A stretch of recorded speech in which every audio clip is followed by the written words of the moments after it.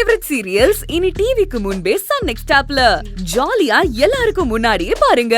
இப்பவே Sun next ஆப்பை download பண்ணி சப்ஸ்கிரைப் பண்ணுங்க.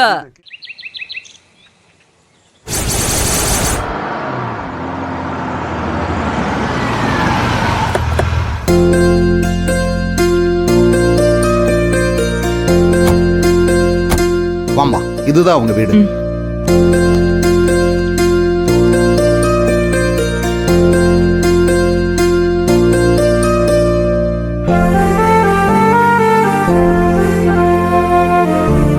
வாங்க சார், வாங்க. வணக்கம்.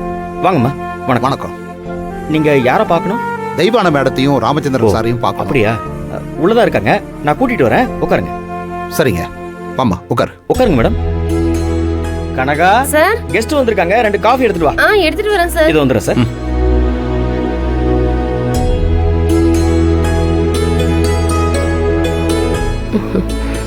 எடுத்துக்கோ. தேங்க்யூ.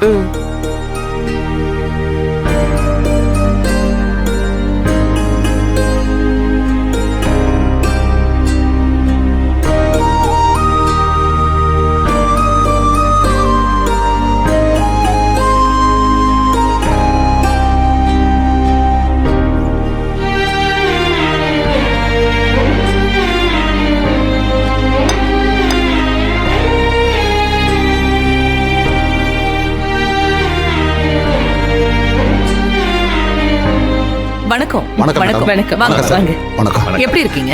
நல்லா இருக்கேன் மேடம். நீங்க எப்படி இருக்கீங்க? நாங்க எல்லாரும் ரொம்ப நல்லா இருக்கோம். ஏன் நிக்கிறீங்க? உட்காருங்க. சரிங்க, உட்காருமா.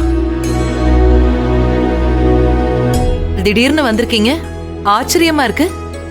ஏதாவது பிசினஸ் விஷயமா? பிசினஸ் விஷயமா இருந்தா நான் ஆபீஸ்க்கே வந்திருப்பேன் சார். இது நம்ம 2 குடும்பத்தோட விஷயம். குடும்பத்தோட விஷயமா? புரியலையே. மேடம், எங்களுக்கு ஒரு பொண்ணு இருக்கா, பேரு வர்ஷினி. ஆமா தெரியும், ஒரு ஃபங்க்ஷன்ல பாத்திருக்கேனே. அவதான் மேடம். என் பொண்ணு வர்ஷினிக்கும் உங்க பையன் விக்ரமுக்கும் கல்யாணம் பண்ணி வைக்கலாம்னு எங்களுக்கு ஒரு ஆசை.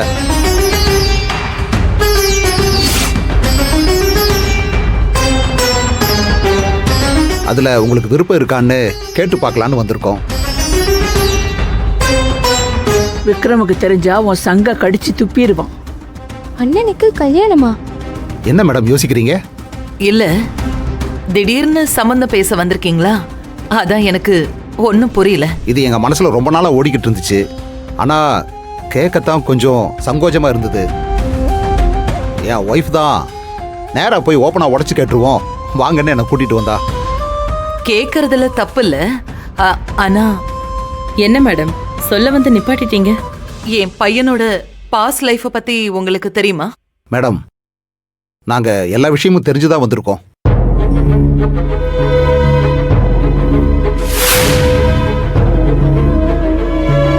நான் கேட்குறேன்னு தப்பா எடுத்துக்காதீங்க.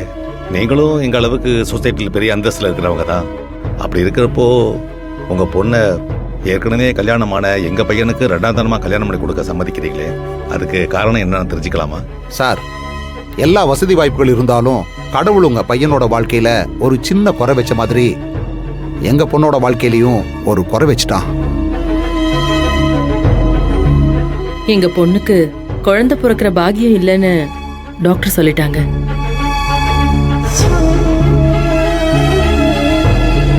அதான் மேடம், எங்க பொண்ணுக்கு ஒரு குறை இருக்கு.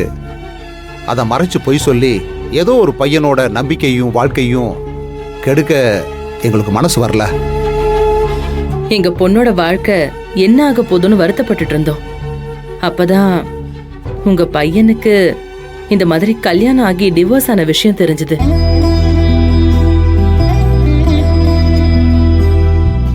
அவரும் ஒரு சின்ன பையனை வச்சுக்கிட்டு வாழ்ந்துகிட்டு இருக்காரு.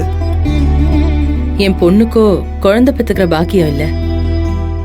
அதான் உங்க பிள்ளைக்கு என் பொண்ணை கட்டி வச்சா அவளுக்கும் நல்ல வாழ்க்கை அமைஞ்ச மாதிரி இருக்குமே. உங்க பேரனுக்கு ஒரு நல்ல அம்மாவாவும், உங்க பையனுக்கு ஒரு நல்ல மனைவியாவும், உங்களுக்கு நல்ல மருமகளாவும் என் பொண்ணு வர்ஷினி இருப்பா.